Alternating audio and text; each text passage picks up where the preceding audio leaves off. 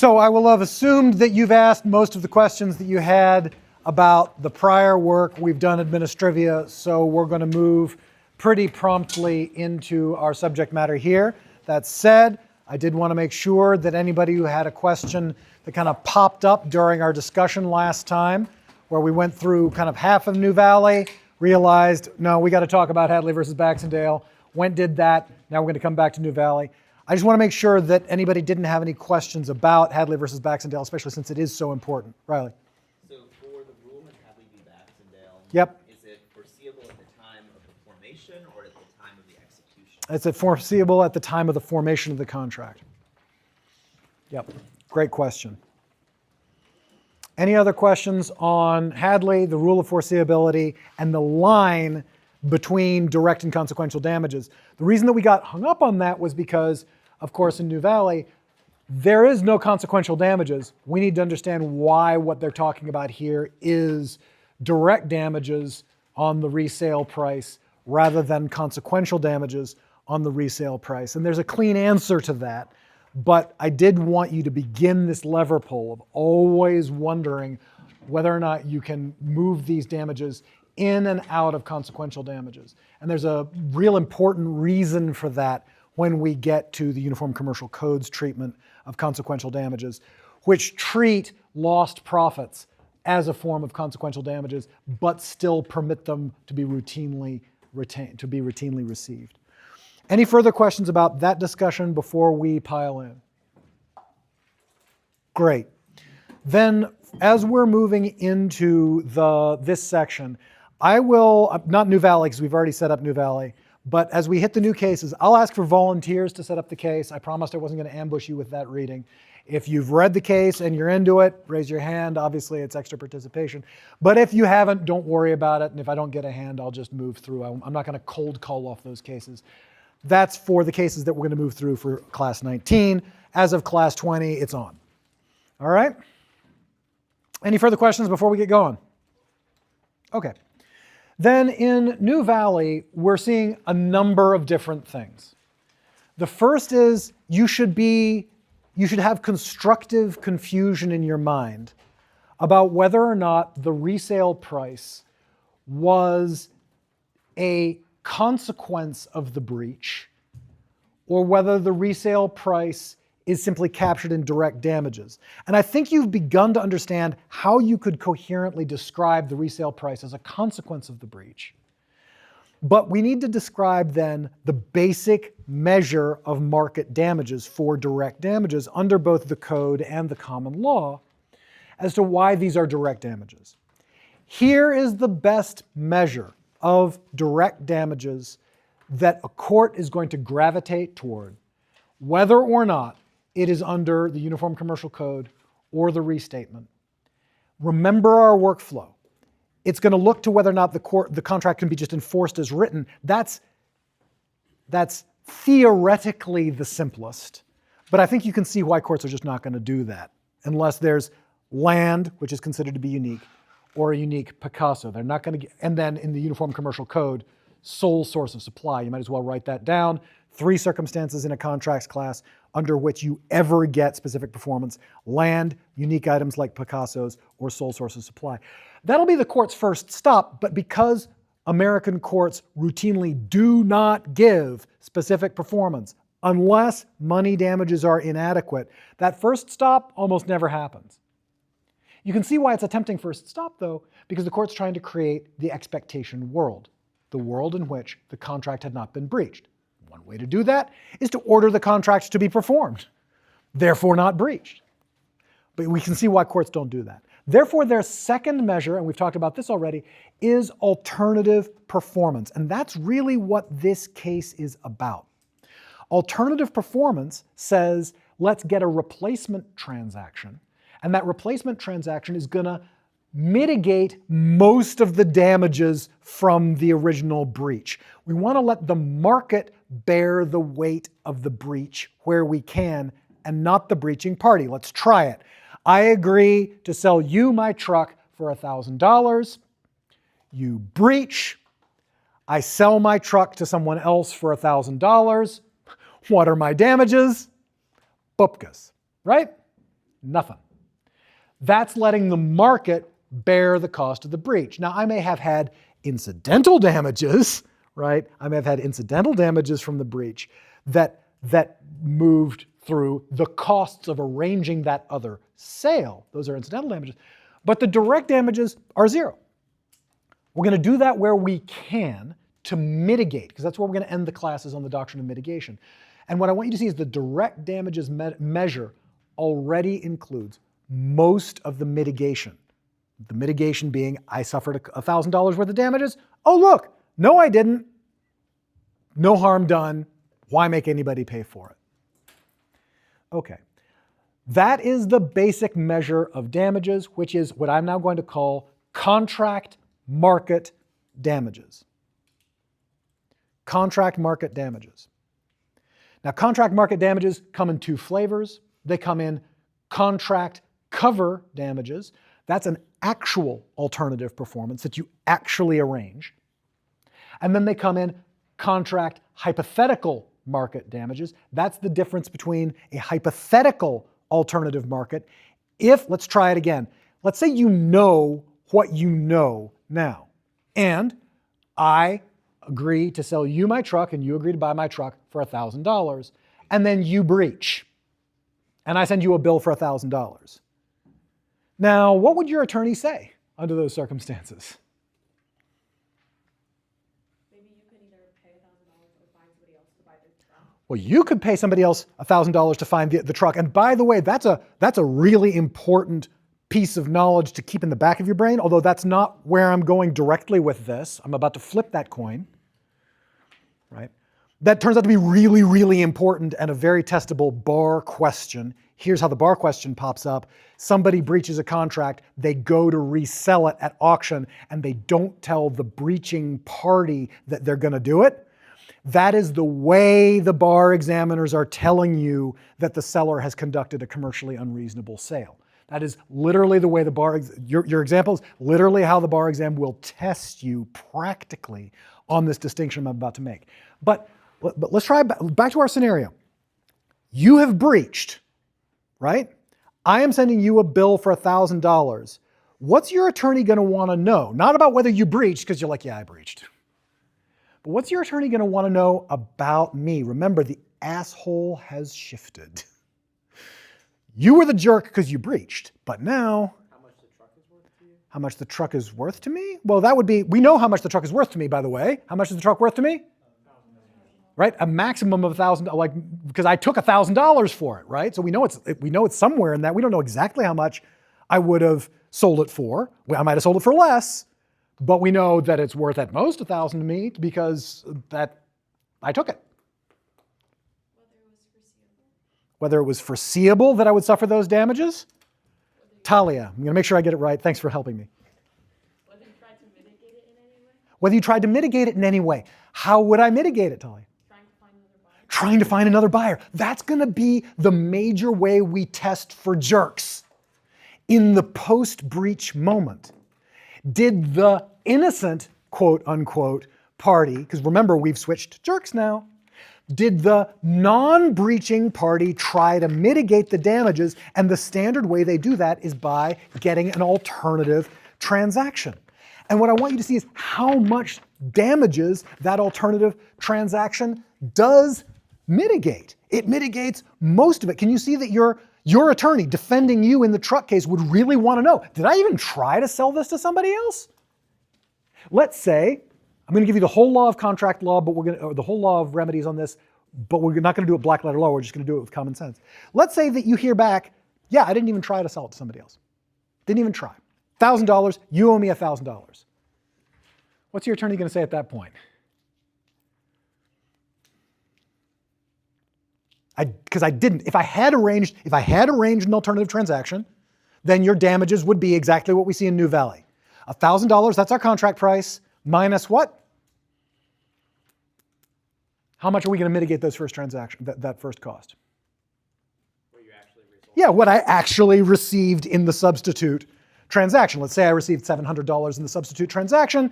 Therefore, my contract market damages are $1,000. That's my contract price, minus $700. That's my alternative performance price, $300 are my damages. But back to our hypothetical where I said you breached the contract. I send you a bill for $1,000. Your attorney wants to know, did I even try to mitigate? Answer in discovery, nah, I didn't even try. What's your response at that point?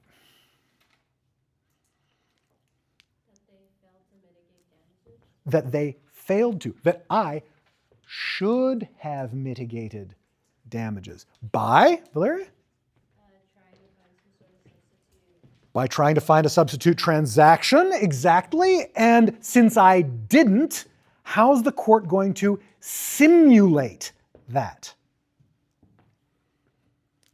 They're going to dock your damages. They're going to dock my damages. By how much? Mostly the market value. Yeah. Love that. By the market value. By what you would have gotten, what you could have gotten if you'd have gone on the market and done a commercially reasonable resale. That's how this whole system works. Now all we got to do is just take a look at New Valley and see what's going on here. Because, go ahead, Talia. Sorry, I just have a quick question. Yeah, fire away. In our previous cases, Yep. where it's like they didn't want to give damages because they think that people are just going to use that money not for what they wanted to use Yes. it for, Yep. wouldn't the same thing apply in this scenario too? Kind of, although this is running the other direction. Right? What do we make of the argument that the plaintiff wouldn't have been able to launch the company because they were bankrupt? What does the court do with that? Yeah, Bailey. It says that it wasn't necessarily tied to the original breach, and so therefore, or the original contract, so therefore it didn't really matter. Like, it was saying that, like, okay, yeah, they didn't have the opportunity to, had they been there, but that wasn't something that they thought about at the very beginning, so. So let's think about it this way. It is true, we see it as a matter of black letter law, it is a condition of remedy under breach of contract that you, as the plaintiff, stand ready to perform. Because if you couldn't perform, then their breach of contract didn't cause your damages. It's a causal argument. Their breach didn't cause your damages if you weren't able to do it either. But we feel really funny about this is Bailey's point, we feel really funny about this because there are two different times. There's the time we formed the contract and when we thought that it was going to be performed, and then there's the time that it comes to execute the contract. Now it is true that if it does come time to perform a contract, let's say I contract with you to sell you my truck, you agree to buy my truck, two things happen. One, you breach, and two, it turns out that my truck has been destroyed in a hailstorm, which I could collect insurance for, and that would be an amazing outcome. Can you see that then at least it wouldn't bother us all that much to say, well, fine, but your breach didn't matter because the truck had already been destroyed. But there is something weird about saying because they are bankrupt, you can breach all contracts with them. Do you see how that's odd? And so the court doesn't let them get away with that idea that if your counterparty is in trouble financially, you can suddenly start breaching all of the contracts with them. It's not a really hard case. The only thing that's hard about the case is, what do we make about the fact that the resale price was lower? That was their argument, that the resale price was a lot lower for the satellite when it was resold. Why was the resale price lower? Yeah. Because they couldn't launch it, because the launch contract made it real, made it worth a lot of money, and so the resale price was lower. And then, but what does that mean? Like, so what? The court says that's part of the contract, not just the satellite, but the satellite plus the launch. And so the court says that's an adequate measure of direct damages. And the court sticks to its guns. It doesn't cause this resale, it doesn't call it consequential damages. It just says it's straight damages. The amount that you would have gotten under the contract minus the amount that you get in the alternative transaction, and it turns out the alternative transaction was worth a lot less than the original, and that's all they're doing. So what do you need to take out of this case? You need to take out the black letter law that at the time of the breach, the the non-breaching party must stand ready to perform the contract. However, there are various reasons, like bankruptcy, where the court says that's not enough to say that they're bankrupt is not enough to say they wouldn't have performed because they could have sold it to somebody else who would have requested performance. So it's not enough to say bankruptcy means you can break every contract with someone. Instead, you have to say the plaintiff does not stand ready for it. That's the thing one I need you to see. And thing two I need you to see is the deeper, more important part is how courts start talking about direct damages. And the two models that are going to spring into their mind, the model that makes them sigh a sigh of relief, which is you went and got a commercially reasonable alternative transaction. Oh man, does that make the court's job easier, right? Because then they're just like, look, here's your contract, which you guys agreed on, and here's an alternative contract, which you agreed on in the market. I don't have to do any mind reading. I can just say, what's the difference between the contract that the parties agreed on and the contract that the parties got? Full stop. That's what they want. Now, if they don't get it, then they go to this hypothetical market alternative remedy. What would you have gotten if you had engaged in reasonable efforts to mitigate, this is all still part of mitigation, to mitigate those damages by arranging an alternative transaction. So if you didn't arrange an alternative transaction, or if you screwed up the alternative transaction, let's try this. Let's say I agree to sell you a car, you agree to buy my truck. I breach because my third daughter comes home, this is true, and is like, no, you can't sell the truck. And then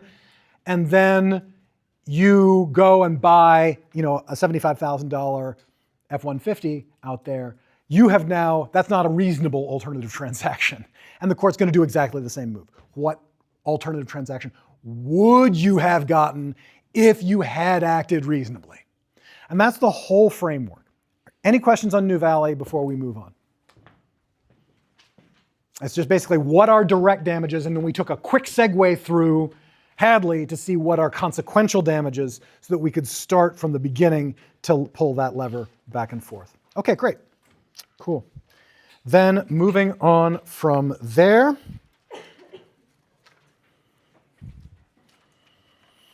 American Mechanical. And I will ask for volunteers in about 10 seconds, but I will set it up myself if I don't get anybody. This is going to be more or less the same kind of deal that we saw earlier, our effort to unbreak the egg. How do we put the non-breaching party in the position she would have been in had the other party not breached?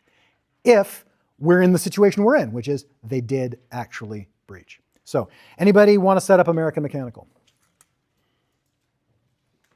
Cool. Is that a hand? Yeah, go for it. All yours.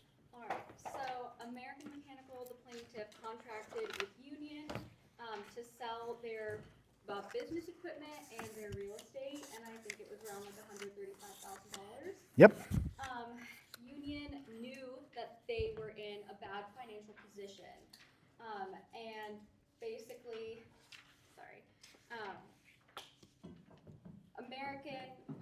the bank was urging American to sell these things. Yep. And so Union put a down payment and they put it in escrow until the closing.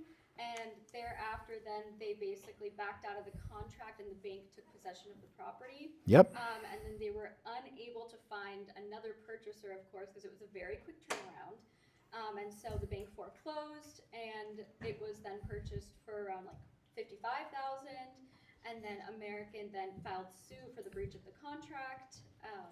And then at trial, the court said there was a breach of contract, and American basically hadn't proved. There was a breach of contract, and American appealed. Okay, great, fantastic. So let's, and I just want you to see the problem here with the conflict. So let's establish two rules.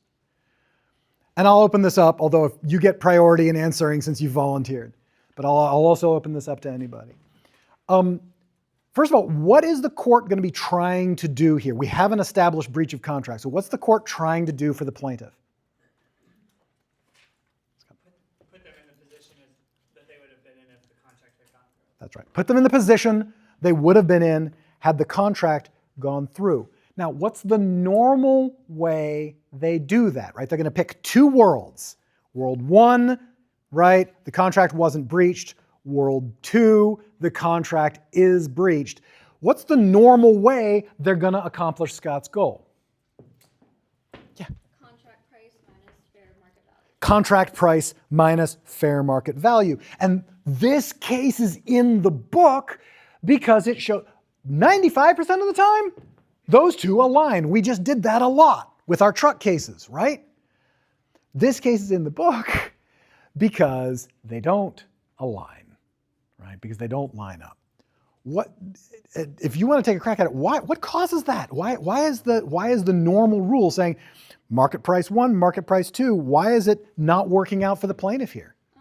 Basically, I think the loss it was exceeding it wasn't working with the formula basically, and this was foreseeable. They knew that if they weren't going to basically go through with the contract, that the bank was going to take possession and sell the property.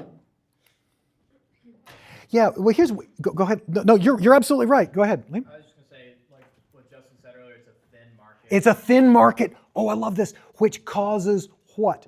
What's our problem with the land? Like nobody wants to buy such a specific property. Right? Which means, how do we establish a market price for this property in this case? Jake? You look at what they said in the contract. Hey, where have we seen this particular stunt before? In a thin market? In TVA, well done, right? You guys are nailing this. That is, we see this again and again. In a thin market, what does the court do? It often sneakily looks at the contract price as the best example of the market price it's gonna get. What's the problem with doing that if your basic measure of damages is the contract price minus the market price? Well, one, it's subjective, right? That's that thin market. And two, the damages are going to be zero. Now, were the damages frickin' zero on the land? No. What was the contract price for the land? $135. For the land. You're close. It was 100 for the land, and then where's the 35 coming from? The equipment. So it was 100 for the land, 35 for the equipment. Well done. And so can you see the problem here? Which is like, look, if the land was resold at 55, do we take that as the market price? Or the contract price was 100,000, do we take that as the market price? And so you get this back and forth where if we take contract minus market as our measure of damages, we're actually not going to have a remedy that puts the party in the position that they would have been in had the contract not breached. Look, let's try this. This is a useful exercise no matter which one of these contracts you look at, and in the UCC and in the common law, I really, really encourage it. I'm going to call this, because of my training, I'm going to call this 1305 world. What the hell is 1305, you might ask? We referenced it last time. 1305 is the Uniform Commercial Code's statement of the Scott Rule.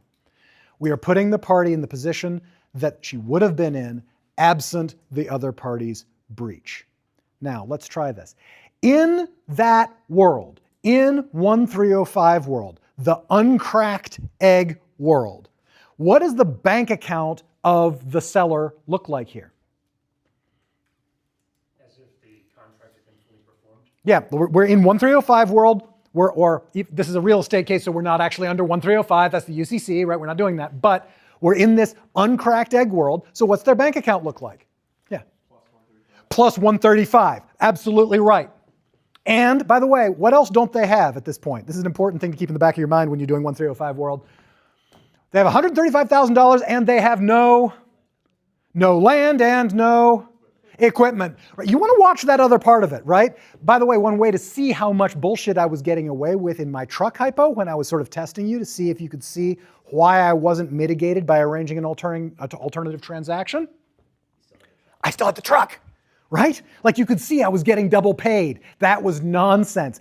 Oh, just as an aside real quick, let's say that you had convinced me that this truck, or you convinced not me, the judge. If you convinced the judge that this truck, through its internet fame of being used in this course, right, has now become so unique to justify specific performance. It's the truck, right?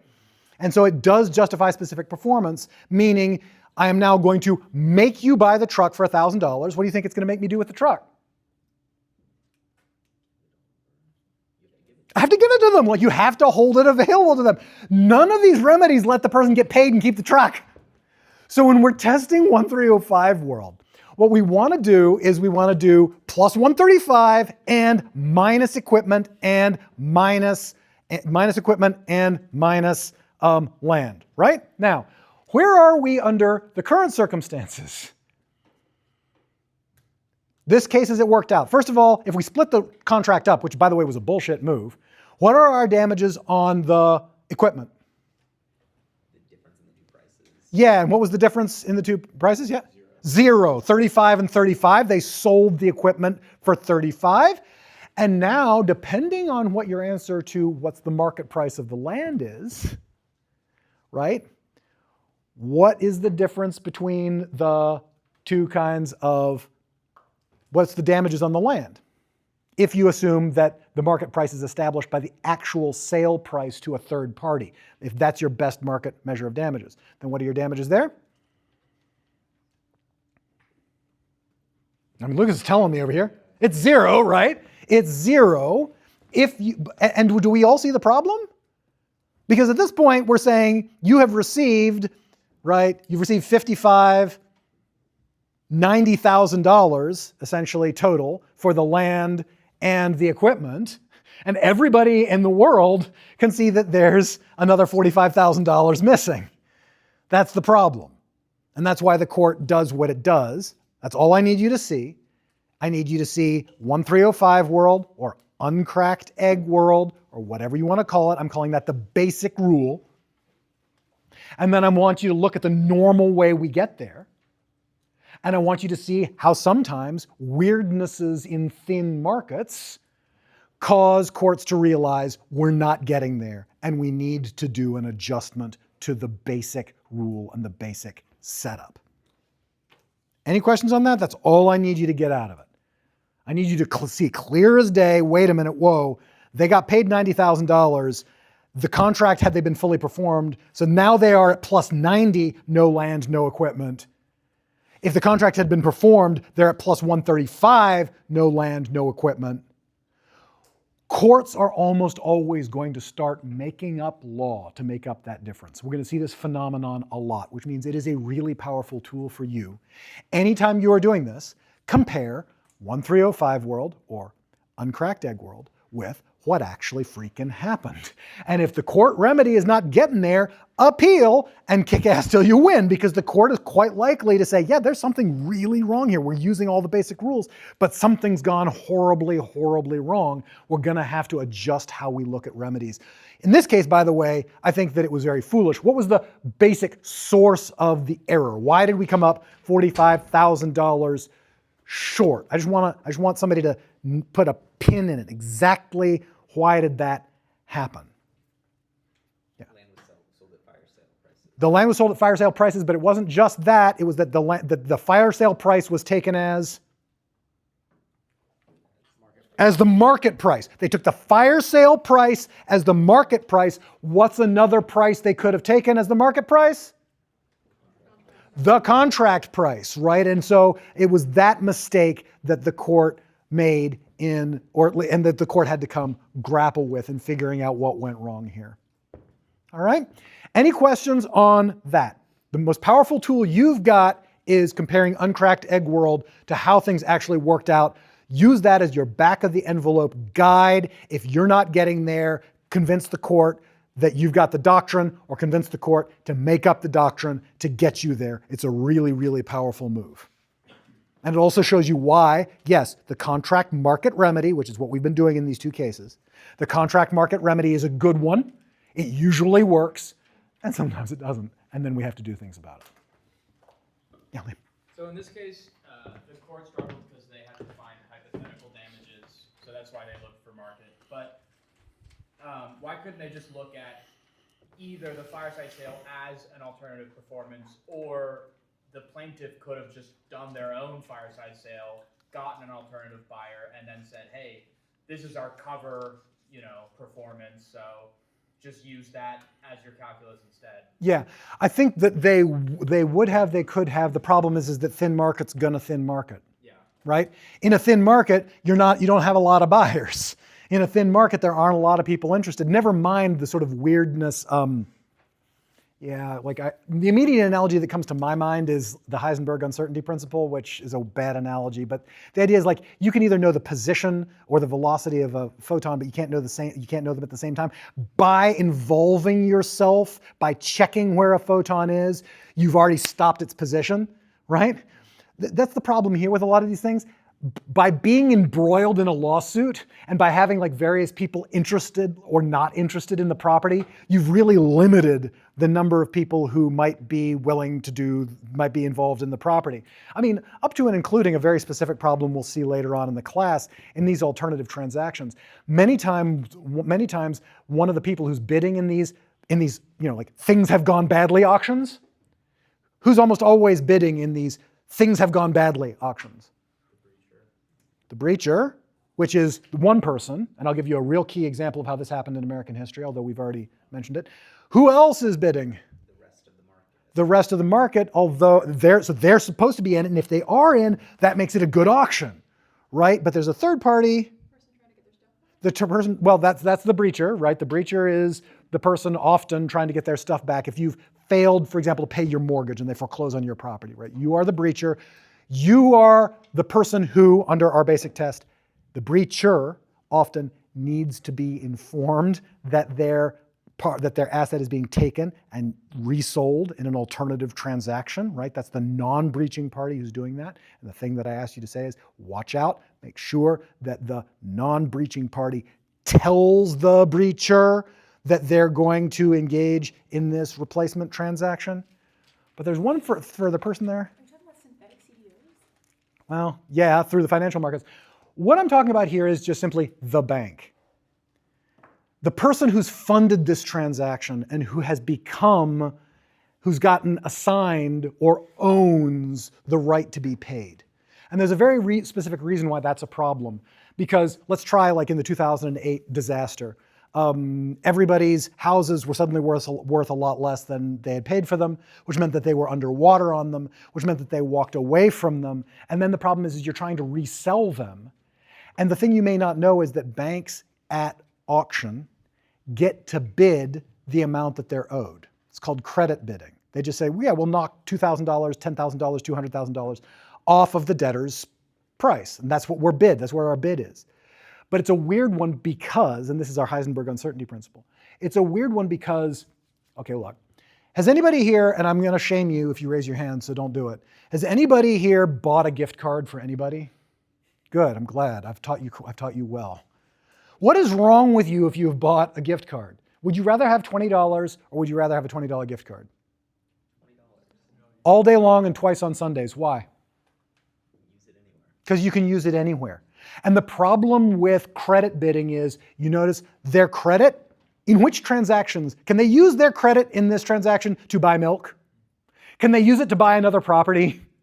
It's monopoly money that they can only spend in this transaction, and so they're gonna spend all of it. What that does is that scares off the rest of the market who knows they're bidding against the credit bidder who's got nothing better to do with their time than blow all of this funny money on this transaction. So a lot of these things come into some fairly sophisticated components about who's doing what. Now, the reason you do tell the breaching party that you're going to sell at auction is because maybe they go get an alternative performance. Maybe they round up the money to buy it back themselves. That's our description from the Grapes of Wrath earlier on, where farmers were scraping together the money to buy back their own farms, and their neighbors were telling the banks to sit down and shut the hell up and not bid against the farmers. the reason that I'm describing this is what we're getting into is this shift in jerks, right? Every time what we're doing is we're moving from the person who breached being the jerk now to vetting, monitoring, and watching the actions of the non-breaching party. Did they inform the breacher so that the breacher can go get friends, round up financing, and get somebody else?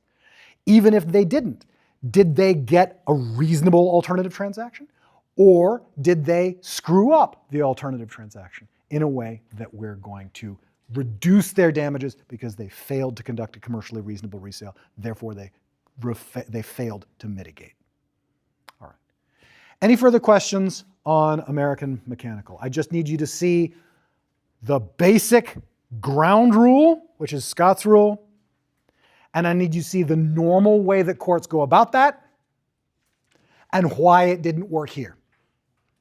And then how you as an attorney detect when it's not working and what you say about it.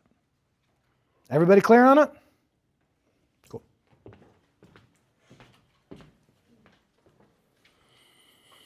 That is Mechanical, American Mechanical.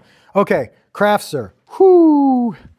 This one gets even wilder. Yeah, so anybody who volunteers for this one, you will get significant help from me. I'll just tell you that. Because if you come into Craftsir cold, it's like, what is happening here? But Craftsir is a really important one to learn. So anybody interested in setting it up? Go for it. Awesome. So El Paso Refinery has a contract with UOP to license refining technology. Yep. LP files for bankruptcy and then conveys its ownership to a new holding company that's like a joint venture with Chevron. And then UOP sells a license to Chevron for like $3.7 million. And El Paso claims that this should mitigate their damages because they didn't pay the rest of their licensing fee. And UOP demands unpaid royalties from them.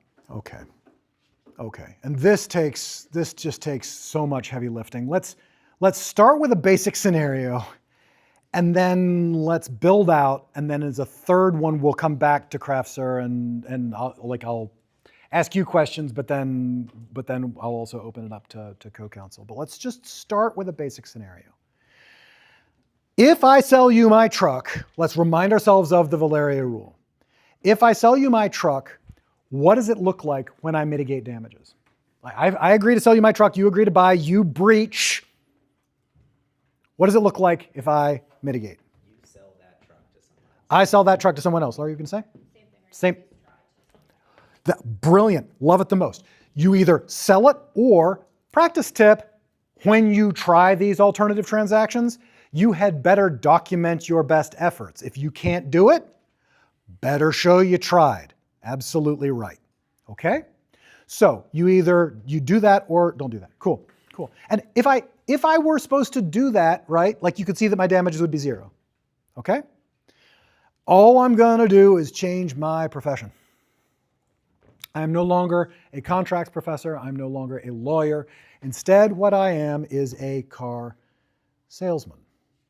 Now, I have 10 F-150s. These, we will assume, because of the implied warranty of merchantability, do run. But that's not important to this hypothetical.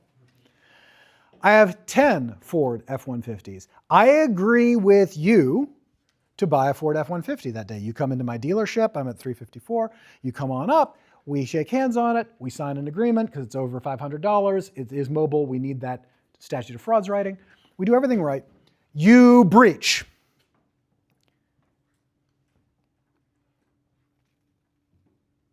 Fred comes in, and I sell him the truck that you were going to have bought. What are my damages? Austin. The cost of the truck. The cost. The price of the truck that you sold to Fred. Yeah. Wait, love that answer. So that's right. The damages are very precisely the price of the truck that I sold to Fred minus the cost to me in getting that truck. That's our lost profits measure that we were talking about last time. Now let's say that it costs me, I don't know, $1,000 to get a truck, and let's say I'm selling it for $2,000, because like these are rough trucks. All right. $1,000 in, $2,000 out. What are my lost profits? $1,000, right?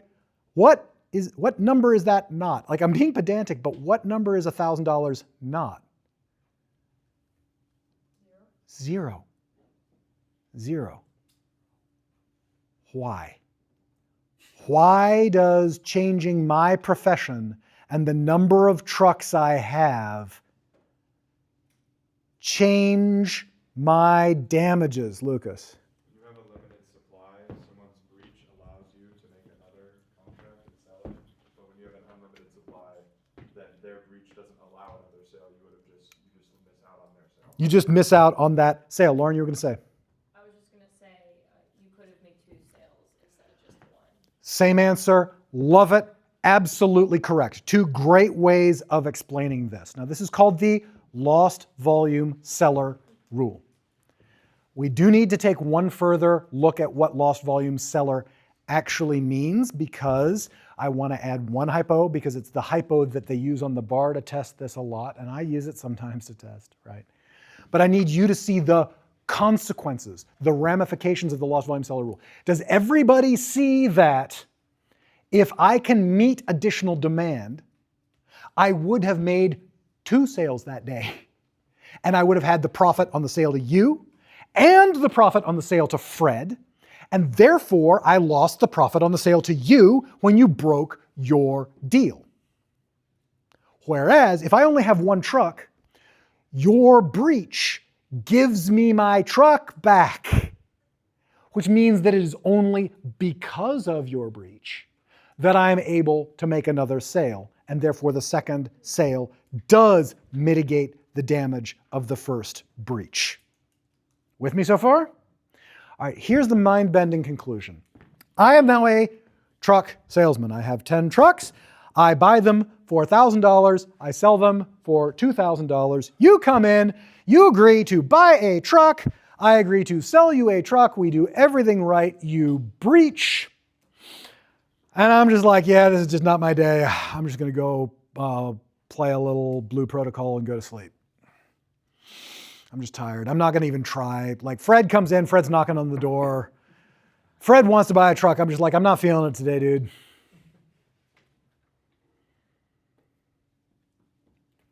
Have I failed to mitigate my damages? I'm seeing a lot of nodding heads.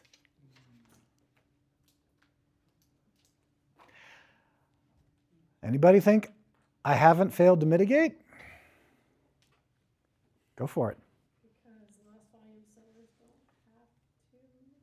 That is correct as a matter of black letter law. You might as well write it down because that's where we're going. Lost volume sellers do not have to mitigate through arranging an alternative transaction, which is a major bummer for our framework that relies on alternative transactions for handling both of these problems, right? That's a major bummer. But we need to understand why. Why doesn't a lost volume seller have to try to mitigate? Chris? This happens all the time, right? Yeah. Oh, yeah. Yeah, I mean, it does, and we got to figure out what it means. Because, I mean, you're going to get the sale anyway. It's just not from that person, but eventually you're going to sell that widget that you were going to sell to the first person eventually. Well, let's say that you remember what we said about when you did arrange, when you did sell to Fred. Did that mitigate your damages? Did it? Lucas? Is it impossible to mitigate? It's impossible to mitigate damages if you are a lost volume seller. The reason you're not required to is because you can't. Look, let's try it. You come in, I have 10 trucks. You come in, you agree to buy a truck, I agree to sell you a truck. We do everything right. You breach.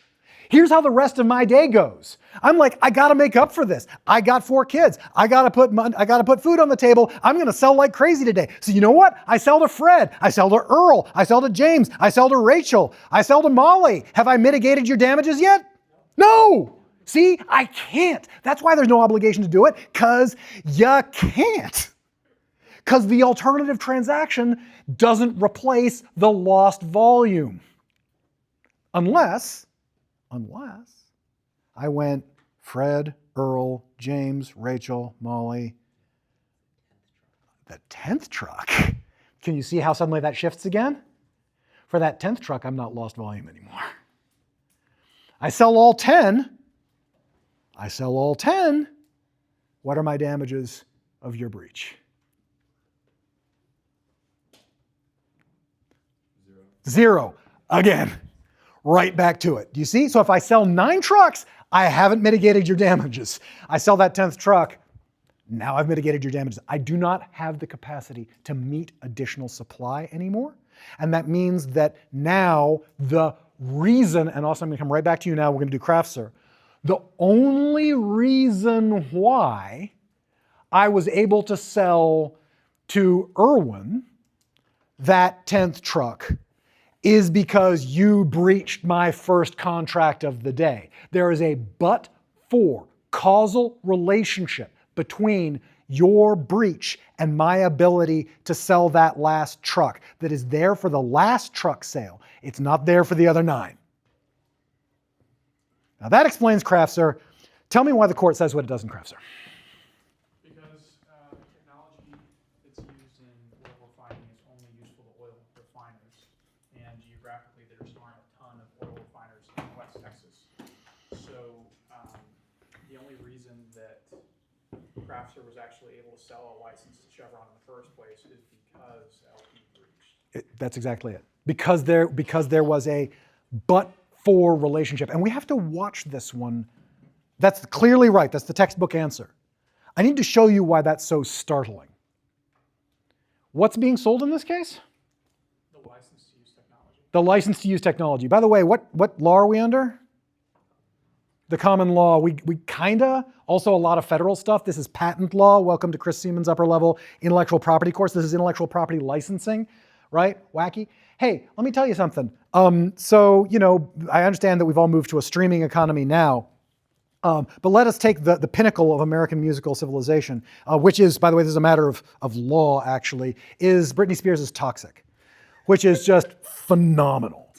All right? And that is just true as a matter of law. And if you haven't seen Nickel Creek's cover of Toxic on a mandolin, like, oh my God, it is just simply not to be missed. All right.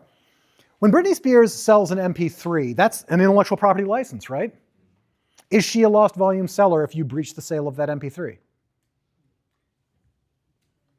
Yeah, absolutely she is, like canonically she is. How many MP3, we have 9 trucks to sell versus 10 trucks to sell, right? How many MP3s does Britney Spears have to sell of Toxic? Infinite, right? Which is the right number because you should all own it and listen to it on the regular. All right. It is simply a masterpiece. Okay.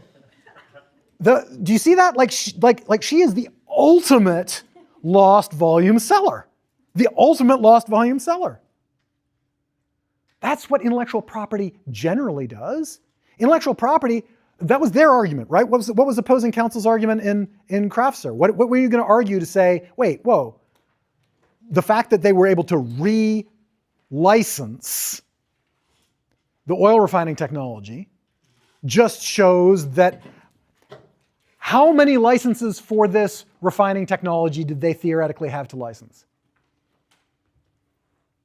Well, I think Craftsir wants to say that they Yeah. can sell as many as they want. Yeah. Infinite number, but that's not actually true because it's tied to the equipment itself that's in the plant.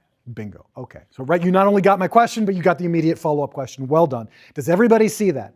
That it's not that they are intellectual property licensors. Like Britney Spears, if there were an infinity of oil refiners, they would be able to license their technology to an infinity of oil refineries. But there aren't. There are very few. And the only reason, why were they able to, they had the supply. They had the supply. And I'm about to give you the 2-part Craftsir rule, which you're going to write down, because the one part of it's going to be on the bar exam, but the other part of it is only going to become part of Craftsir, and you're going to need to know it for upper level courses. It's really important.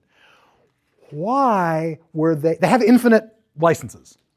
Why were they able to make this second licensing in a way that was related to the first one?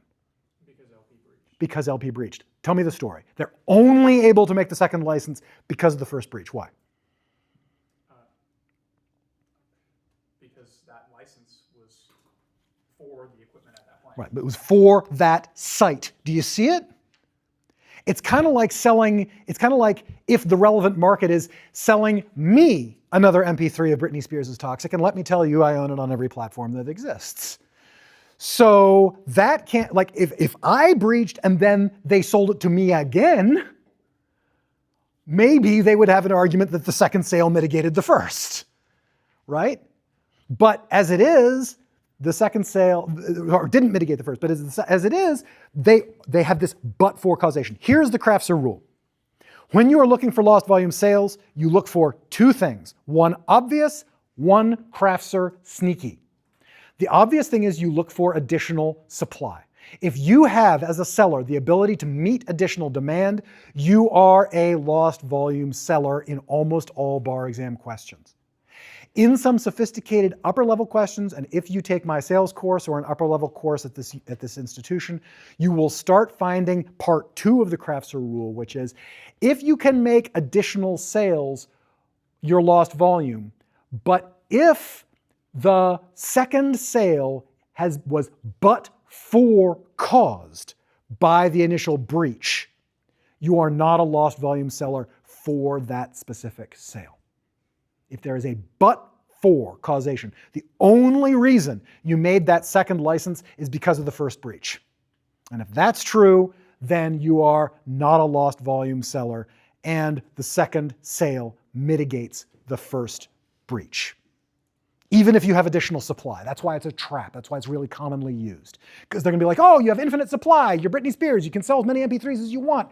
Yeah, but not if the breach is but for cause related to the second sale. That's the Craftsor rule. If you take me next year, I'm going to use it. Write it down because it shows up a lot.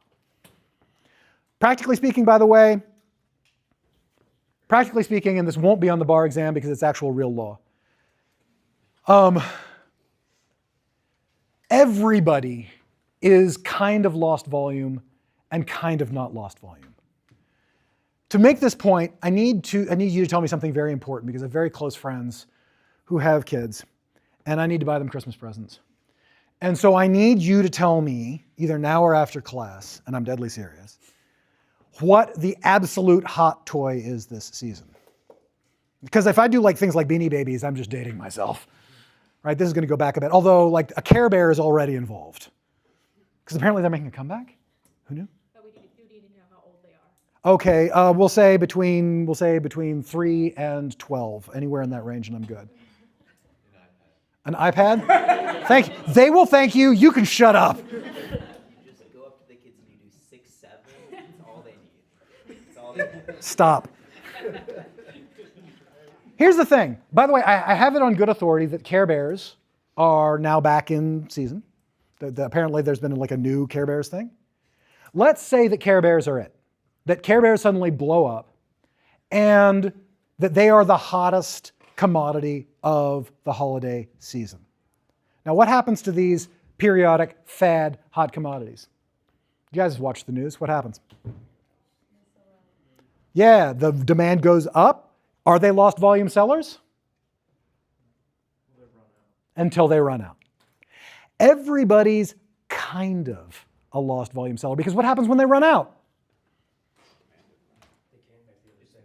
They can't make the other sale, but cool. But no, like practice. So that's why they stop being lost volume, right? When they run out, when demand exceeds supply, you stop being a lost volume seller. The ability that you have to make the additional sale. Now you only have a Care Bear to sell because somebody returned one, which apparently in this market is not going to happen. Okay, except what's the factory's response to that?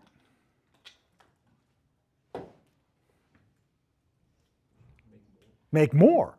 Except, why weren't they making more to start with?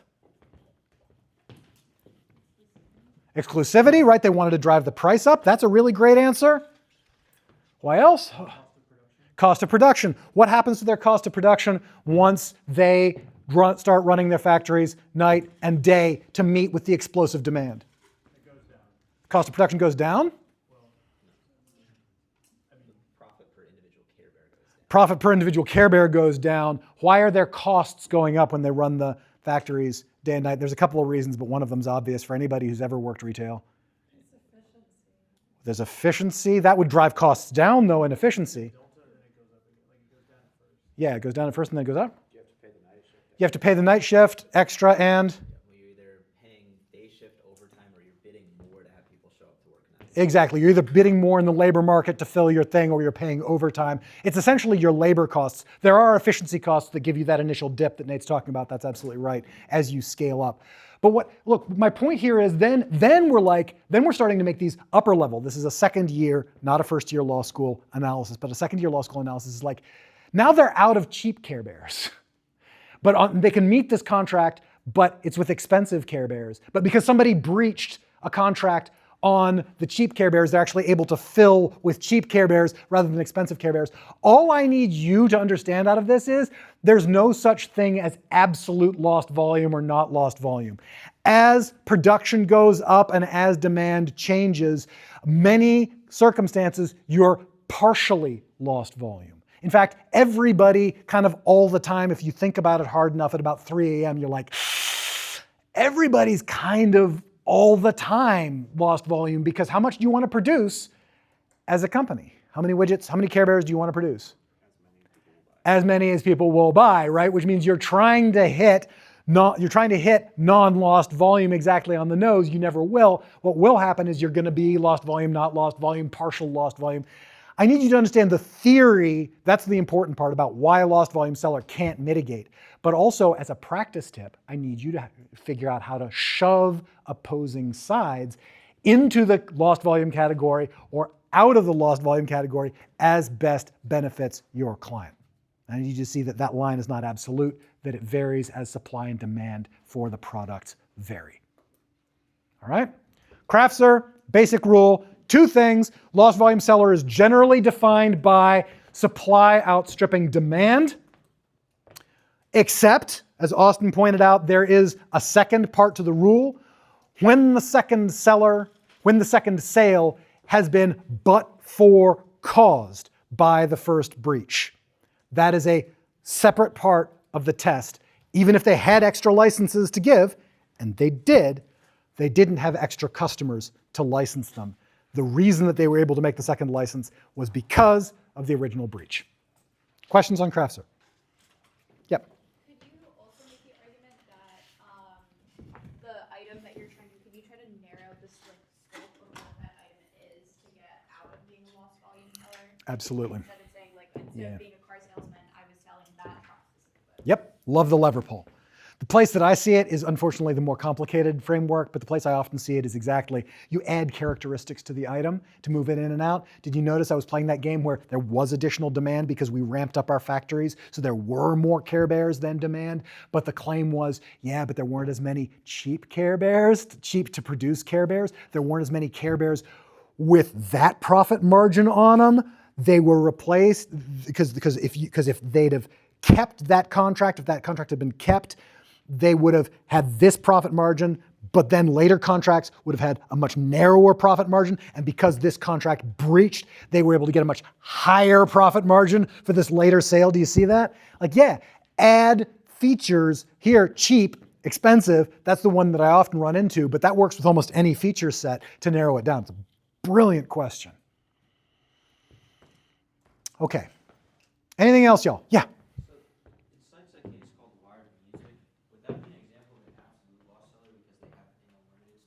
That's my Britney Spears case.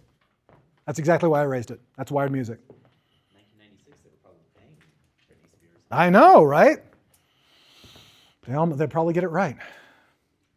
I mean, you know, like the Mona Lisa, Toxic deserves this kind of treatment. Not reproducible. No, it's not. It's not. Okay, and I do recommend the Nickel Creek version. Oh, it's amazing. All right. Any further questions on Craftsr? Okay, let's move on.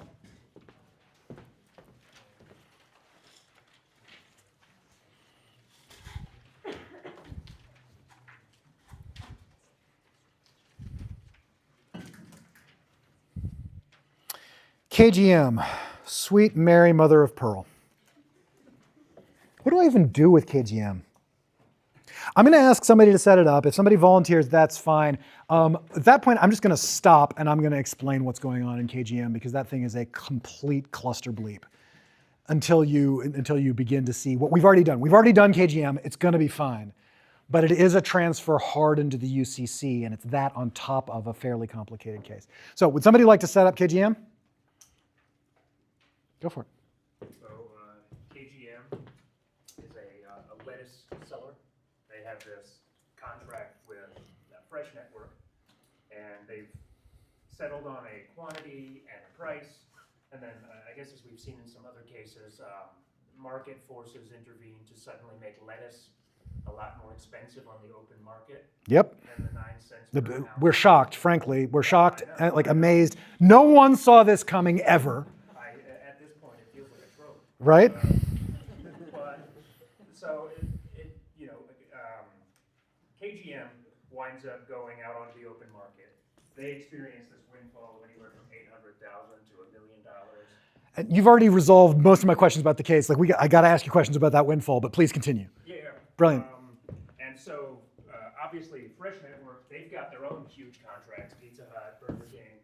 And so in order to fill these contracts, they have to go out to the same expensive open market. They wind up spending more than $600,000 than they expected to. Now, with their buyers, they have a cost plus resale contract. Well done. So all of the buyers purchasing from them have to absorb the increased price. And so obviously KGM says, hey, you didn't lose anything because Burger King and Pizza Hut made you whole. Right. And so then we wind up with this just, I guess, legal question of to what extent they're entitled to damages. Should it be the full value, the $656,000, or their out-of-pocket loss of $70K? Right. Okay. Wow. Well done. That's got most of my questions. Let's just move through this fairly quickly. Since you volunteered, you'll get right of first answer, but feel free to answer anybody as we open this up. So what law are we under? UCC. UCC because? Movable good. Right, because lettuce is movable. Cool. And what provisions what are we looking at here in our framework, right? Are we looking at our hypothetical market transactions, or are we looking at our actual replacement transactions in this case? I noticed we're kind of in uncracked egg land as far as like how the court arrives at its conclusion. Yeah, we got to talk uncracked egg because there's a real problem in this case about that. You're not wrong. But what black letter law are we looking at here for the remedy that they are asking for? What remedy are they asking for? Cover. Well done. They are asking for cover. 2711, this is our next series of cases. You need to know 2711, 2712, 2713, 2715, up through 2718. That's another cluster of cases that you just need to know, and statutes you need to know like the back of your hand. Just like 708, 709, like 708, 709 are for buyers, this one's going to be for sellers. 708, 709 are for sellers. 711, 712, 713, those are for buyers. The framework is identical, both for sellers and for buyers, right? If a buyer breaches, what should the seller do? Valeria? If the buyer breaches, the seller should arrange an alternative transaction. That explains our contract market differential. And if a seller breaches, the buyer should try to find another supplier from somewhere else. Both of these are called cover moves, right? The seller version is called resale, and your damages are contract resale damages. For buyers, the remedy is called cover. It's contract cover damages. I tend to call them cover in either framework. From my personal linguistics, I tend to call contract resale damages just cover damages, because what you're doing is you're covering the prior transaction by arranging an alternative transaction. And that is the actual alternative transaction route. We're not talking the, Laura, hypothetical transaction route. We're talking the actual transaction route. And each system has a actual resale and then a hypothetical resale and then an actual cover and a hypothetical cover. The frameworks are identical. Go look at the statutes and see how they're doing it. All right. Now, in this hypothetical cover, what's the weird part about this contract? Well, let me ask you this. Does the cover remedy? Because they went and covered, right? They bought from somebody else. And then they took that big bill and they did what they're supposed to do. They took that big bill, they had receipts, they went back to the breaching party, they said pay up. Perfectly straightforward under 2712. What are your damages? Under a simple 2712 would be? Just their actual out-of-pocket. Yeah, their cover costs, right. CC, cover costs, minus?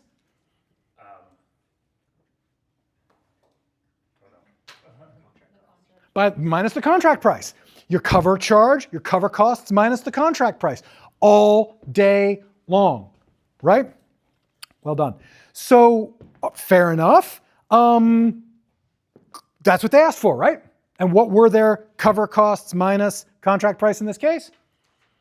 Was it the 70,000? It was not. Yeah, it was north of 700,000, and I like that relationship, right? Because that's literally how much they went and paid for it. They went and paid for it, they kept the receipts, and then they subtracted the contract price. But you already explained that there's a problem with this picture, right? Why are we have this north of 700,000 as one damages remedy, and then 70,000 as the other damages remedy? What's going on? Back, go ahead. Because they passed on most of the costs to the Burger King Yeah. that they're contracted with. Because of that cost plus element that you identified. Gracie, you were going to say? Oh, I was going to say the same thing. Same thing? Cool. All right, so the idea is that the cost plus analysis means that they actually were out of pocket $70,000. I mean, if I'm going to return to Chris here, right? Let's now begin to do our uncracked egg problem. What should their bank accounts look like? Plus whatever that number is. Yeah, plus $70,000 to make up the difference, and then they've got a lot of lettuce. Because it's on the buyer side, right? Seller side, and no truck. Buyer side, I'm out of pocket 70 grand, which you're going to make up, and I get some lettuce. All right? That's our 1305 world. That is not the world they are asking for here at all. And I like the word you used. Did you notice which word lit me up there? Windfall? Windfall, right? Like that's clearly how you're going to argue this. This creates a huge freaking windfall. In a way, this is the opposite case of American Mechanical. And we just need to know why. And I'm not going to have a satisfying answer, y'all. I'm just not. I mean, like I'll give you the answer, but it's not going to make you happy. Does everybody see here, because of the cost plus measure in the contract, this paying of the contract, the cover charge minus the contract price is going to result in an unprecedented windfall. Which means, by the way, where are we in terms of 1305 world if we give them this windfall? The egg is cracked, but what happened? Let me ask you this. Is the buyer of lettuce happy or sad that the contract was breached? Which is not how that's supposed to work at all. Right? There's some I like this one. There are two eggs. Right? Like, look, I found another egg, Your Honor. I would like both. Let me make two cakes. I will eat one and have it. Right? Can you see what's going on here? Now, one, that's where the opposing counsel starts pushing back and saying, like, what is going on here? The court doesn't buy it, though. Although I do have to tell you, the court really does buy it in the next set of cases that come later on in upper level classes around 213. For your hypothetical market damages, holy crap, do they start dropping the hammer on this stuff. But for cover, they don't. Anybody want to take a guess as to why? That's the black letter law. They're just like, yeah, windfall, schmindfall. We're just going to let it happen. Why do they do it? From reading the case, why do they do it? Because they know it's a windfall. Like they know they're so happy. Yeah. They seem really focused on this idea that not sticking it to the seller here creates this perverse incentive to breach contracts. So one, there's a whole pile of secret promise keeping hidden in our damage remedies. And that's a theme that's going to keep coming out, right? Like by your choice of remedy, you are telling people to go ahead and perform.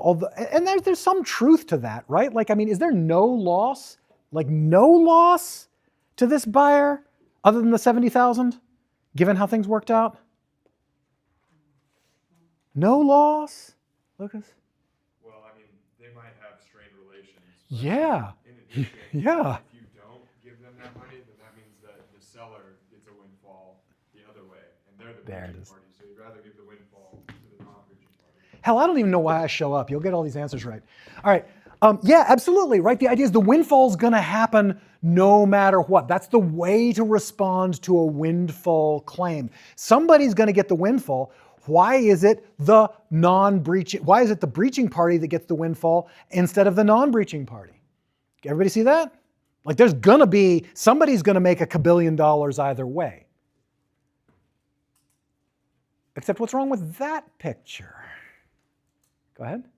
Flies in the face of efficient breach. Yeah, it really scrambles efficient breach. If we truly do want companies to break contracts that are not efficient for them to maintain, then we can't be charging them these essentially punitive damages amount to hold them to it.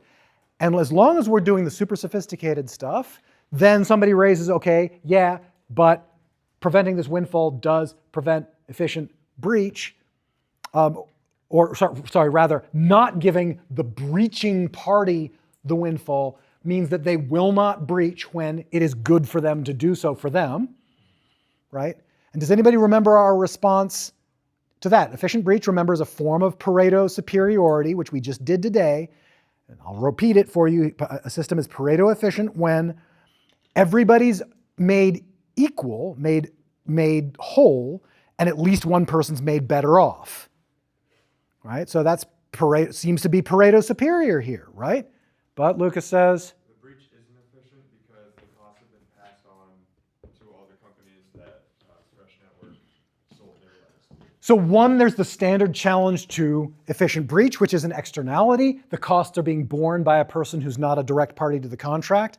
That means that we're actually, maybe socially speaking, as a universe, we're bearing more costs than the parties are taking into account in their direct transaction. And two, does anybody see the problem with, go ahead, Liam. If it was an efficient breach, then it shouldn't matter that the windfall went to the plaintiff. Yeah. It'd be efficient. Because it's going to be efficient either way, right? It still doesn't tell you, look, let's try it. This happened.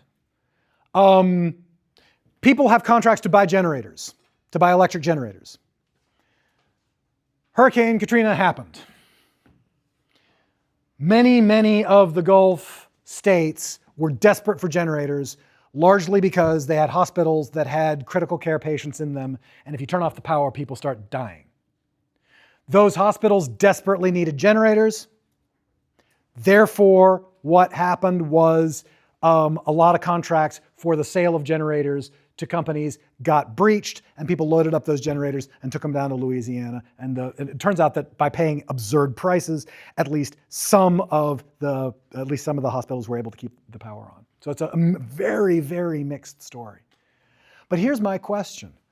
Who should get the rise in value of the value of the generators? Right? Once those Louisiana hospitals are saying, we'll pay anything for a generator, what I want to know is who, between the seller of the generator and the buyer of the generator, should say, I own the generator, I get to sell it for the new high price. Who do you think?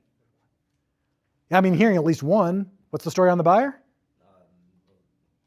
Once the contract is there, the generator is essentially there, so they should get the benefit of the increased price. And at least you can see they were the ones with the foresight to contract for a generator.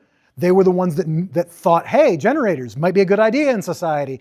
Let me pay for one, right? And so it's really weird to say they're not the person. Anybody want to say the seller should be the person who gets it? Go for it. The seller allocated it to who needs it the most. The seller allocates it to the person who needs it the most, which matters because sellers of generators, and I know this is pedantic, sellers of generators, what do we know about them? They sell generators.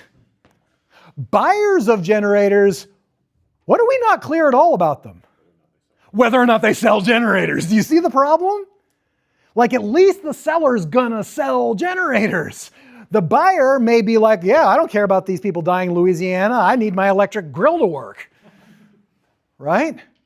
So look, I just need you to understand that when you unpack this stuff, it's a bit of a mess underneath. I need you to see all the arguments back and forth. Does anybody want to give me a final sense then, given all of this, why the court's like, nope, going with 712. Just going to do what the statute says. And this is what this case really stands for. Why do you think the court would do it? Yeah.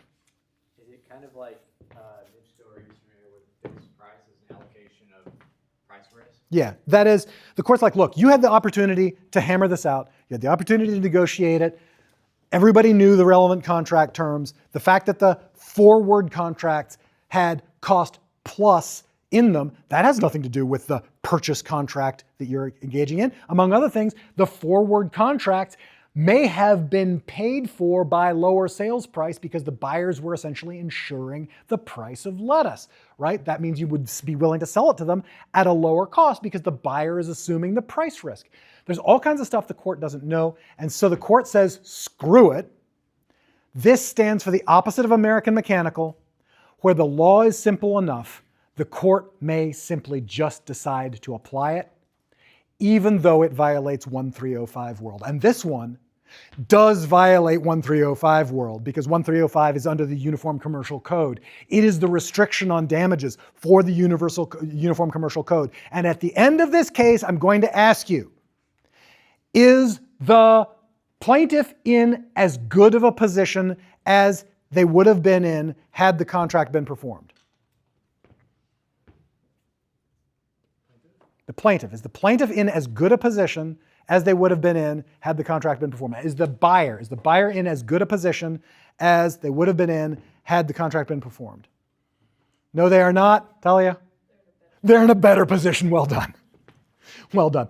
We just need to see that that's straight up violation of that basic principle.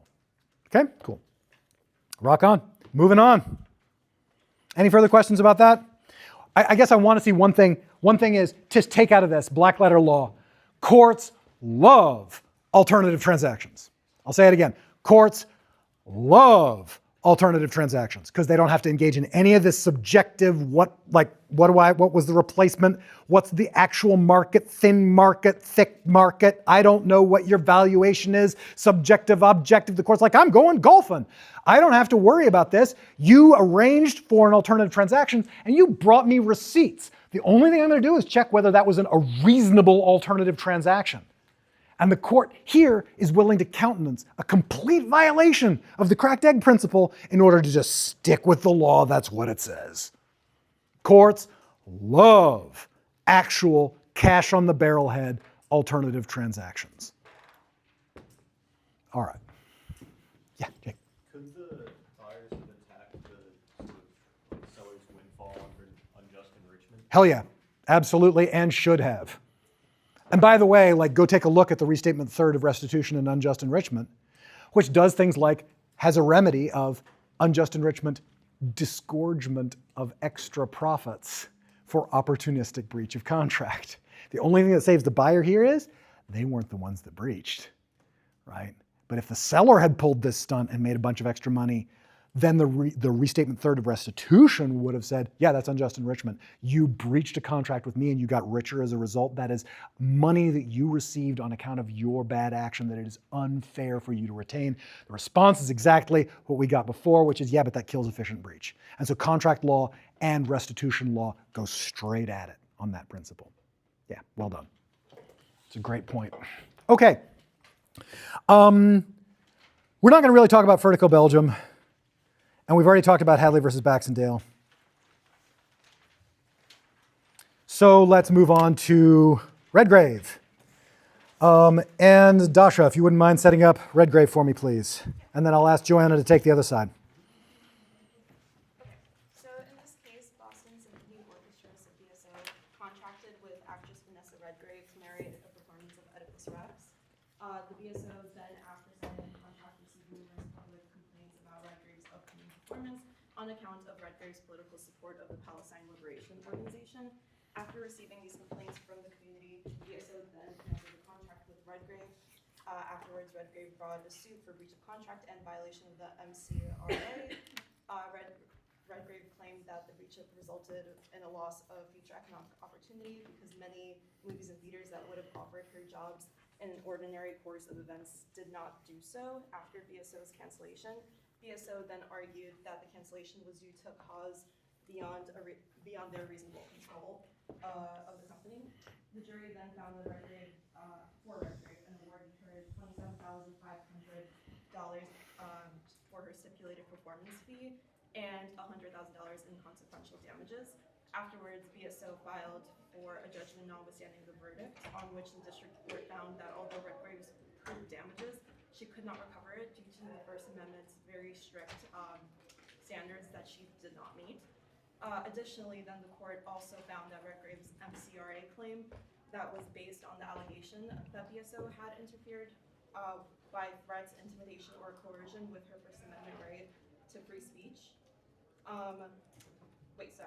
Additionally, the court also found that Redgrave's MCRA claim was based on the allegation that BSO had interfered with, by threats, intimidation, or coercion of her First Amendment right to free speech. The district court let the jury act as an advisory capacity to see if BSO did cancel the contract because of her different political views, and they found that they did not. Redgrave then counter-argued that the BSO agents did not themselves disagree with her political views, but they did cancel the contract because they wished to punish her. They didn't, because they did not wish to punish her, but they were responsive. They were responding to the pressure from third parties who did wish to suppress her free speech. So therefore, this made BSO liable under the MCRA. The district court then stated that acquiescence without an express personal disagreement with Redgrave's political views could not amount to threats, intimidation, or coercion, which was needed to establish a claim under the MCRA. Redgrave then appealed the judgment notwithstanding the verdict on consequential damages, and from the judgment against her on the MCRA claim, BSO cross-appealed, arguing that even if the First Amendment should have been found inapplicable to the consequential damages claim, the evidence of those damages was insufficient to support the verdict. Okay. All right. So there's a lot there, and there's a lot of weirdness around contract law and the First Amendment, which is super odd because, among other things, generally speaking, of course, people can't violate other people's First Amendment rights through contract, right? If you sign a non-disclosure agreement with a company, they're not violating your rights of free speech because neither of you is the government, and so that's not really a thing. But the MCRA and some of these other statutory causes of action are really stepping in to kind of muddy the waters there. That's not, although that's important for our understanding of the case and excellent exposition, that's not really what the case here is about. The case here is about our division between direct and consequential damages. Remember, we are just following Hadley versus Baxendale. So if you wouldn't mind giving me the rule of Hadley versus Baxendale before we then apply to this case, and then I'll ask you which side you want, and I'll ask Joanna to take the other side. So the Hadley v. Baxendale rule basically stated that the loss of other employment would have been an action that followed a natural consequence of the breach, and the loss was reasonably foreseeable by the parties. Okay, so the idea here is there's the two components. Foreseeability is our gold standard, and we've got two paths to foreseeability. Path one is naturally flowing from the kind of breach, so that I don't need to tell you, and part two is any special vulnerabilities that the claiming party has, and they need to convey those to the other party in order to make sure that there's agreement on bearing those. Okay, which side do you want? Do you want these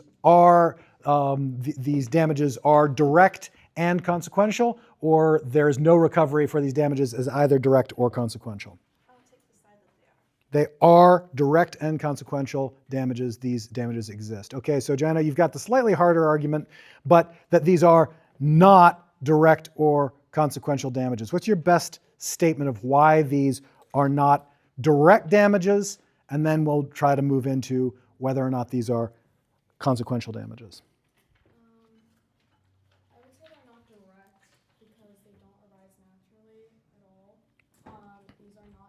these are not things that either party would have assumed that would happen when they entered into the contract. These are not things that were communicated from Redgrave. Like she didn't say that this was something that she was going She didn't. She certainly didn't raise with them, right? This isn't sort of saying, like I support the PLO. You are now being held to be the insurer of my political views, right? So that's clearly not part of it. But we're back on this natural consequences part. The thing is, what rule is the natural consequences part a part of? What law are we talking about when we're talking about that? Yeah, we are talking about the common law, right? Not the UCC. But when we're talking about whether or not something's follows naturally from the breach, or is something that one party told the other, what kind of damages are we talking about? Direct or consequential? Yeah, right? That's my issue, is that argument goes back to consequential damages. So we can either, do you want to go back to direct, or do you want to like have a fight about whether these are consequential damages? We can do it either way. Okay, we'll start with consequential then. So the argument then is, wait a minute, hang on a second, these are not the kinds of damages that one, she didn't tell anybody about these, so they're not what we might call special damages. I hate the terminology. I hate it. Sometimes courts will call consequential damages special damages. Why? Who knows? Maybe this strain helps us understand, right? Consequential damages either flow naturally from the breach, which makes them not special, hello, or then the special part here at least makes a little bit of sense, which is to say these are special vulnerabilities that one party has that they've disclosed to the other and said, you now know, if you breach this contract, I am going to suffer these damages and I'm going to sue you for it. If you breach, I'm going to sue you not just in general, but I'm going to sue you for these damages, which I've now told you about, right? But Joanna's claim is neither of these obtain here. I believe that they do. Okay, tell me why. Because they stem from the fact that a significant number of movie deals and theater offers that my client, or she would have gotten beforehand, have pulled out essentially because the BSO contract has failed. All right, so we can see that these are these canceled appearances then, right? These sort of follow-on damages seem to be consequences of the breach, and there's sort of two parts. There's one, they followed as a matter of time, but two, there's the argument that they followed as a matter of causation. Joanna, did they follow as a matter of causation? Did these cancellations happen because of this breach of contract? I would argue not. No, because? It could have just been because of the political views themselves, not because the orchestra breached the contract. It could have been because of financial difficulties that these other offers that she had were facing. It didn't have to be because of Right. the orchestra's breach. And I'm loving how often I'm hearing the word because of, right? Like that's what we're doing here. We're trying to trace the source of damages to the breach rather than trace the source of damages to something else. What about that? Yeah, look, she has political views that people disagree with. They don't have to do business with her if they disagree with her political views. So what? Like, I'm not hearing where the breach is the problem. Well, there has been a pattern of this, and we could see it specifically with a Broadway performance. There was a specific producer who came in and specifically stated that because BSO was funded by a similar company that he was funded by, that he was scared that his funding would dry up if he hired her as an actress within the Broadway show. So there is precedent to note that this is occurring. Well, it's not precedent, but there's evidence. Precedent would be a previous case. There's evidence that at least one person is willing to fess up and say that's the case. Any quick response to that? I mean, I think we're kind of getting to the end of this back and forth, but. Just because it was one person doesn't mean that all the other people who have Yeah, cool story. Like, I get it. You have evidence on one person, but that's not what you're claiming for. You're claiming for all this other consequential damages. Good luck with that. All right, so I think we've got kind of to a point. What I need you to see here is what's going on in the consequential damages front is we're just applying the Hadley versus Baxendale rule, despite the First Amendment weirdness of the case. This is a pretty straightforward application of the Hadley versus Baxendale rule. Did the breach cause the damages as a consequence? And the question is, how good's the evidence that they did? what kind of these? Are these the special damages that she told them about, or are these natural damages that flowed from the breach? I guess y'all didn't really have as much of a fight about natural damages that flow from the breach, but you might also sort of talk about, hey, really? Is that true? That like being canceled by one group, because it's not your political views, right? It's being canceled by one group is going to have this cascading effect of other people canceling you. Also hard to argue on the natural causation front. All right, let's return to direct damages then. What's the argument that direct damages are, or depending on your position here in this case, are not? And we'll again start directly with you, Dasha. What's your view on the direct damages? And start by describing to me what kind of damages are we talking about here that are different from the appearance cancellations, which we've just dealt with as consequential. Wouldn't it just be the stipulated performance? Yeah. So that's what makes it different. Now give me your take on whether or not the direct damages are due here. I guess that it was just a loss of revenue for that one particular performance. Yeah, it'd be the loss of revenue for that one particular performance. Joanna? I don't think you're compelled to disagree, right? Like you're like, yeah, we win. That's okay. Okay, so I think that's the point, right? Like we're not really going back and forth all that much, although they do in the case a little bit. The real fight is about the consequential damages. And so what are you going to do about the direct damages? You're largely going to just concede them and then reduce them as much as possible. You're going to be making a different argument, not that they don't apply, but that they're essentially functionally small. Not in this case. What would you want to do, presaging a further one, if you were going to try to reduce these damages to 0? Co-counsel, sure, yeah. Did she try to mitigate the lost income on that night? Because, well, right, and so did she try to mitigate? And that the question of whether she tried to mitigate turns on what? Whether she was looking for more work. Whether she was looking for more work, and that would matter. It would matter because if she did try to look for more work, then she tried to mitigate it, and therefore she would not participate. And she would, right? And so if she didn't try to look for more work, at least the argument is that she should have tried to mitigate under the lower rule, or she should have tried to mitigate, but didn't. Anybody want to make the argument she's not obligated to mitigate, Lucas? I mean, she has unlimited, or she's a lost value seller, lost volume seller. Yeah, like there are more weekends, right? There are more weekends. And so she could sell more performances, and therefore the argument is she would have done 2 narrations that day, not 1, right? Or two narrations over her life, not 1. And what's the pushback to that? Nate? Was she turning down scripts because they weren't good enough for her? Well, if she's turning down scripts because they weren't good enough, and It's also limited by the people who want her services. limited by the number of people who want her services, that begins to be the Craftsir kind of argument. That she was freed. Certainly, if it had been a narration done during that period of time, you'd have asked yourself, hey, was she only free to do this because of the prior cancellation?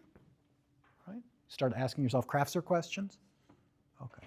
That's the kind of fight we're going to have about that. We didn't have that in this case. I just wanted to sort of narrow down. We're going to use the Laura rule to say, look, if she's not lost volume, if this freed up her time, then yeah, she needed to be looking for alternative work.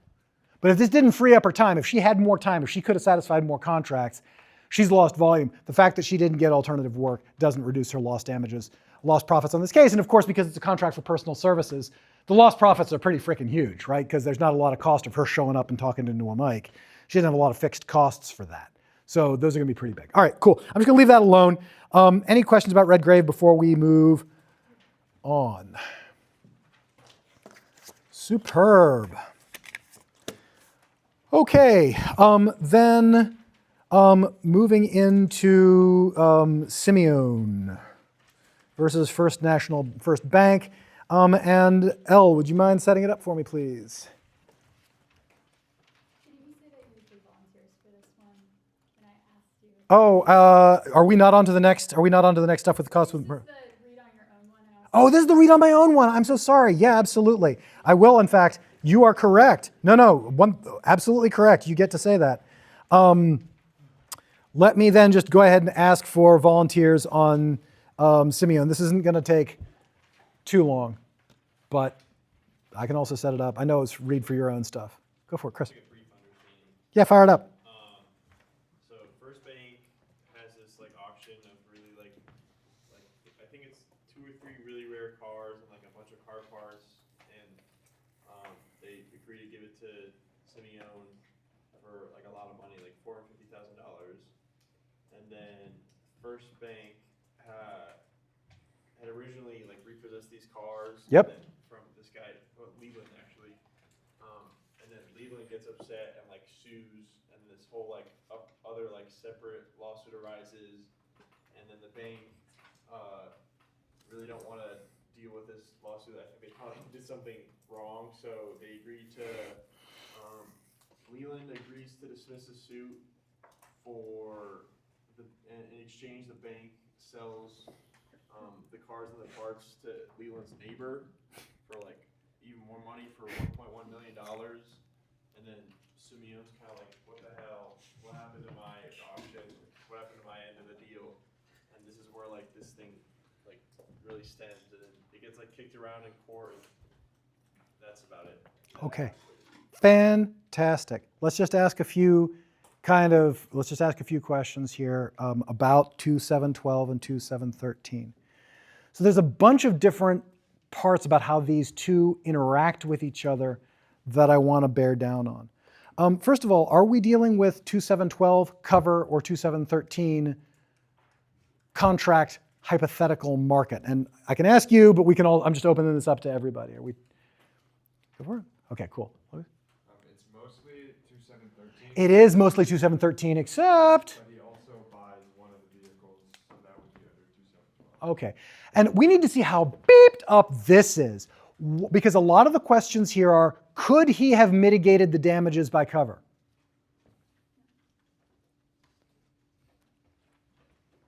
What were his damages? If he had $1 million lying around, I guess he could have. Yeah, what kind of damages could he have mitigated?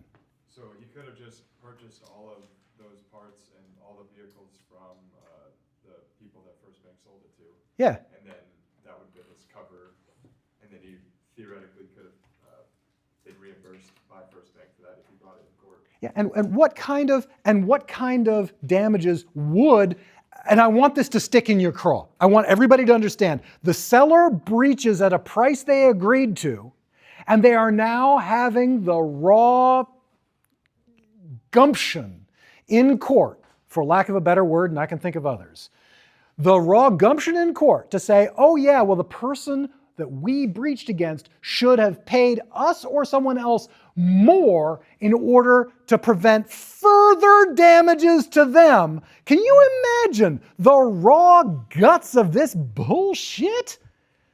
But I need you to see at least mechanically what kind of damages, if he'd have done that, if he'd have been like, oh yeah, you screwed me over, but I will pay you more money.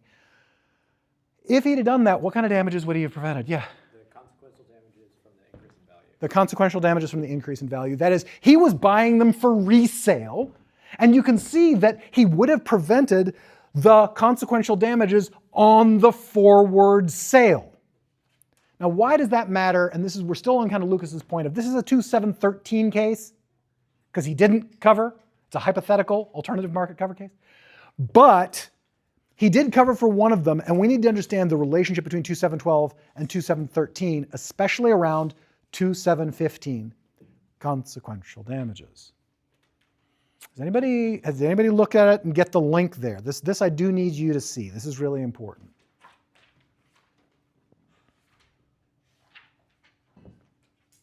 All right, so fair enough. I said read this on your own. Go ahead. You can't collect twice? Yeah. You can't collect consequential damages if you could have prevented them by cover. You can't collect consequential damages under 2.7.15 if you could have prevented them by cover or otherwise. That or otherwise has got a lot to say too, right?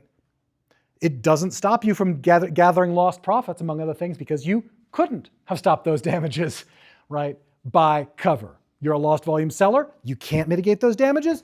Fine, you still get lost profits. But here, even though these are lost profits, the consequential damages on forward sale, the consequential damages for those downstream collapses, if you could have covered,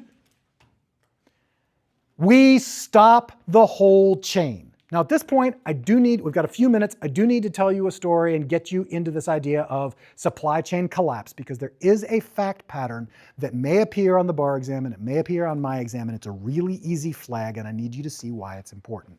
Here's the story. I don't think it's real, I think it's just true. The idea is that the theory is, this is a myth, of a physicist who's giving a series of presentations about the nature of the universe, about relativity, about the motion of the planets, about the speed of light, et cetera, et cetera. And at the end of the day, an old man comes up to him and says, that's a very interesting presentation you've made, young man.